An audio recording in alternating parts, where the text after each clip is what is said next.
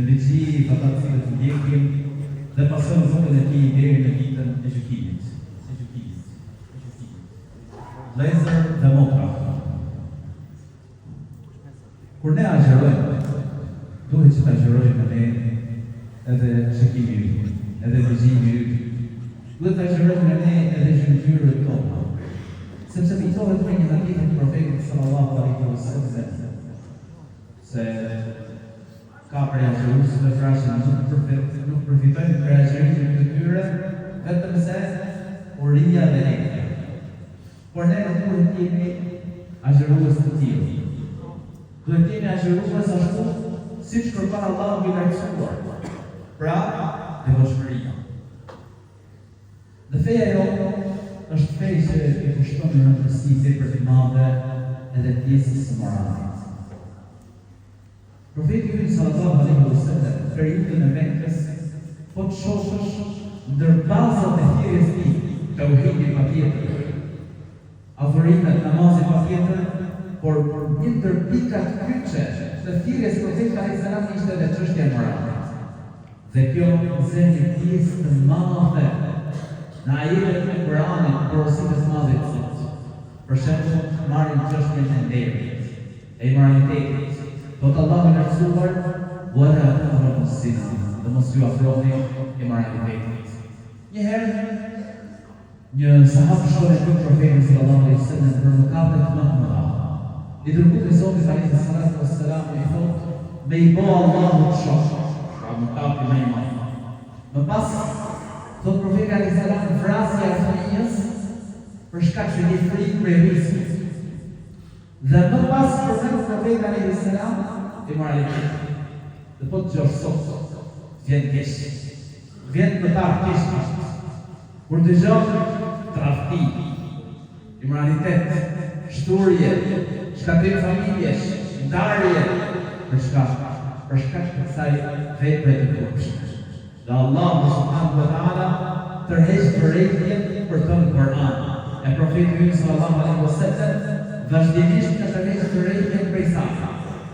Dhe ne, pa tjetër, që në mujnë e Ramazanit edukohemi me diçka që na frenon nga kjo gjë edhe të gjatë vitit.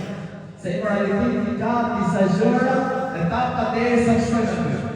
Ndërto është edhe shikimi, është edhe dëgjimi, biseda, veçimi, e folura. Derisa arrin çështja pra në kapën e madh Zotin e rrugës. Dhe pa tjetër, ajo shkakton dëmet e personit, shkakton dëmet e familje, shkakton dëmet e shoqëri, sjell vokarollar, hidron zonin e gjithësisë. Dhe prandaj muslimani besimtari i mirë është ai që reflekton, edhe nëse thotë që ka gabu, reflekton para se të vijë ditë ku profeti sallallahu alaihi wasallam përmend se ka parë një herë një ëmbël, e kishte marrë dy medalje për krahë, e kur shkon shikon pranë një furrë, njerëz të zhveshur që digjeshin në zjarrin e xhenemit. Dhe ata ishin ka përpyrë, po ata ishin ignorantë. Dhe tregojnë për një djalë prej vendet arabe ndodhë në ngjarje para kohësh. Atëherë kur udhtonin pra në anije dhe një udhtim zgjaste në muaj të tërë. Dhe udhtoi një grup njerëzish në një lagje, ku në të pra në atë grup kishte njerëz devotshëm besimtarë, por kishte edhe disa të tjerë që kanë fsharë. Dhe gjithë po udhtonin në mesin e tyre marrin edhe një djalosh të ri që në familjen e tij pra dukej devotshmëria, devocionet fetare. E marrin në vete dhe shkojnë në vendet e disa vende pra njihen nazi për shturje të tepër, njiheshin edhe gjatë historisë.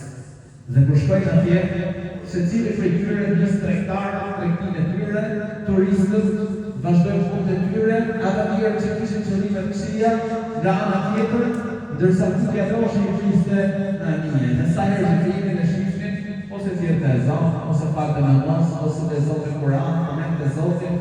Dhe çdo njëri prej tyre i thoshte po, erdhe deri këtu, nuk dole s'pesi një me sy, do kthehesh të morë vesh gejtë në mbyll në anije. Dhe një ditë prej tyre që ata shokët e këtij e tërheqin në vete dhe e marrin. E kur shkoj, thonë prit e fusit një, rrugica, vi thotë prit këtu. Kur hyn, u vanu pak. Kur dani, shikon të nga në vërtesa pra u hap dera. Dhe i bori përshtypje. Gjithsesi ditën tjetër, përsëri e një zot derisa nisi të afrohej. Shikim pas shikimi, derisa nisën ata tanies po e mundën. Ku është finali mazhimit? Ku është që kote e zonë në nëzise për namaz? Por nuk po e shikimi. Derisa erdhi dita për të kthyer në lindje. Kërkojnë e gjenjë nga i vendi i patërpësisë. Kërkojnë me marë për nuk pranonte, derisa e pindën më në fund e morë. Por gjatë të udhëtimit, gjendja e tij pra nisi pra shëndeti i tij përkeqësotej. Ishte një smundje në atë kohë që i prekte Imranit. Dhe sot ka smundje të tilla në shifra të frikshme. Thot derisa një natë prej netëve nisi të rëndonte dhe të vërtiste, derisa për e gjithë thot kishte vdekur dhe prej trupit tij pra ditën e krijimit pa Zotin e rrugës. Përfundim pra Zotin e rrugës për faktis.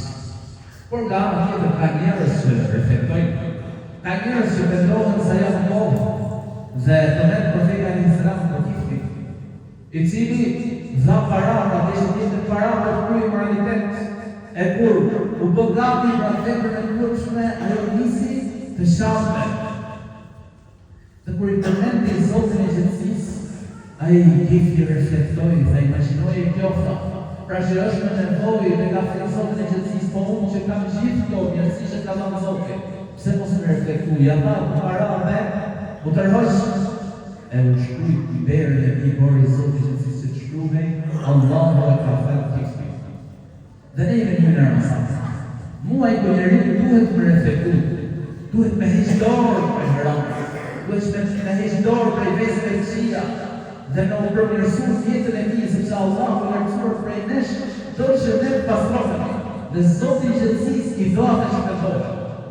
Prandaj kërkohet prej çdo besimtari të sinqert që me reflektu nëse do kërkon halal, nëse do martohen halal, por asnjëherë mos e syno haramin, sepse nuk ka hajër në to, është shkatrim për njeriu.